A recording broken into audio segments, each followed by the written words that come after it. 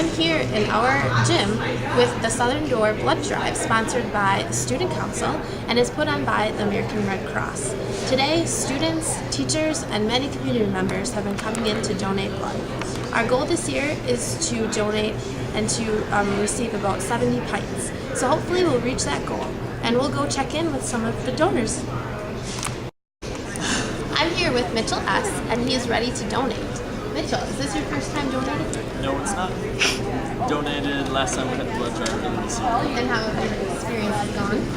Perfectly fine, nothing too major. Okay, good. Well, it's great that you're donating blood, and especially to such a great cause. What's up?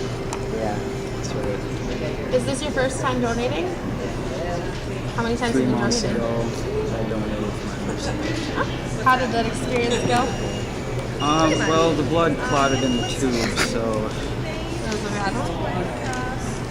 I just didn't get a full pint of blood. How's today going? Last time? Huh? You didn't last time you didn't get full pint?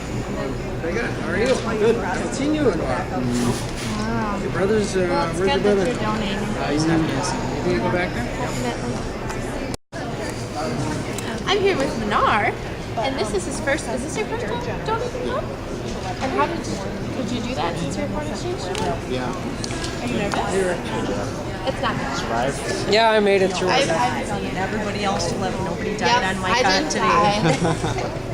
When did you get Last year twice, and then I gave blood last time, but I couldn't because of basketball. Yeah, Yeah. because then Dale's like, Do they do this in any yeah, I think so. I mean, Whole new experience. Pump this up while it's dry. That'll be good. yeah, I'm kind of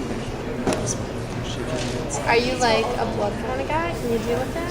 yeah, I mean, I don't get uncomfortable, but just like, The first little. Yeah. It's not bad. it's all good. Once it's in your mind. It's March, and on Wednesday, that was well known as the level of competition was just a little bit higher with March Madness right around the corner. Men's college basketball teams are either fighting for that tournament spot, that first round bye, or in some cases, a number 1 seed. These are the highlights from some of last week's games. Number 16 UConn fell to unranked West Virginia as Joe Mazzulla scored 18 points to lead the Mountaineers. Kemba Walker scored 22 points for the Huskies, but it just wasn't enough as they lost to West Virginia 65-56. In Tallahassee, Florida State played harder than ever against the University of North Carolina in a tough ACC battle. Florida State ranked 3rd in the ACC at the time, and UNC ranked 2nd. The game came down to the last second as the Tar Heels hit a 3 to get them past unranked FSU. John Henson scored 19 points and added 13 rebounds for the number 13 Tar Heels. BYU is matched up against New Mexico and Utah as New Mexico jumped out to an early 10-2 lead and never looked back as they beat the number 3 Cougars for the second time this season, 64-82. Jimmer Fredette went 10 of 26 from the field, a scoring percentage of only 38. On senior night, the Cameron Crazies fired up the gym with Duke Blue as the number 4 Blue Devils took on Clemson. Kyle Singler and Nolan Smith played hard in their final game at home as Duke took the victory 70-59.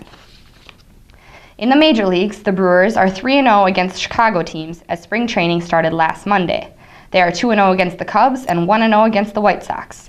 The newly acquired Sean Markham made his spring training debut against San Francisco. He went 2 innings with 2 walks, 2 hits, and 3 strikeouts in the Brewers' loss last Monday at Maryville Bay Park in Arizona. I'm Katie B., and that was your weekly sports report.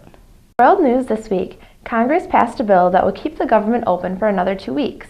After the scare which our country had with a possible government business shutdown, this is great news, but how long will this last? Republicans were able to include $4 billion in cuts in this new 2-week bill, something Democrats in the Senate agreed to without too much of a fuss. But that $4 billion in cuts was the lowest of the bill's proposal.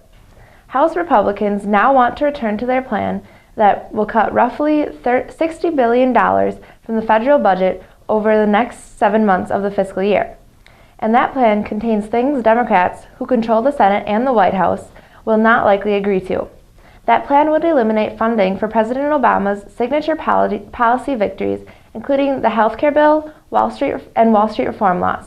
It would also block all federal funding for Planned Parenthood, bar any federal agency from spending money on implementing the new healthcare law, and limit the activity of the Environmental Protection Agency and public broadcasting.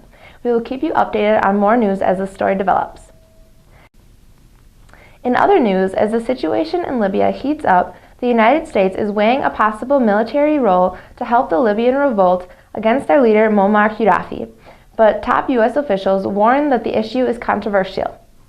Secretary of State Hillary Clinton told a Senate panel Wednesday that there may well be a role of military assets to get equipment and supplies into the area that have a need for them, and in areas where the United States is welcome. But she noted that the Arab League statement issued Wednesday that rejected any foreign interference within Libya on behalf of an opposition, even though they had called for Gaddafi to leave.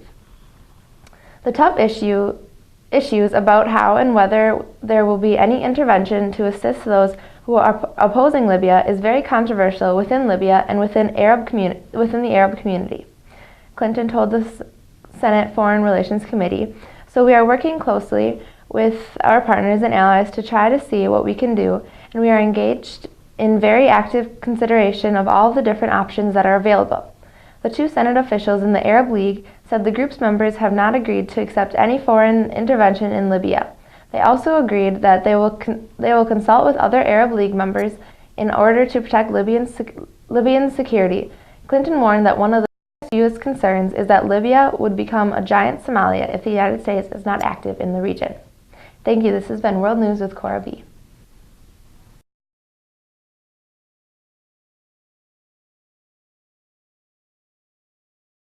Would you like to be interviewed today? Not really, actually. It'll just be like, why are you doing what I'm talking about? Are you recording? I'm here with our very own Mitchell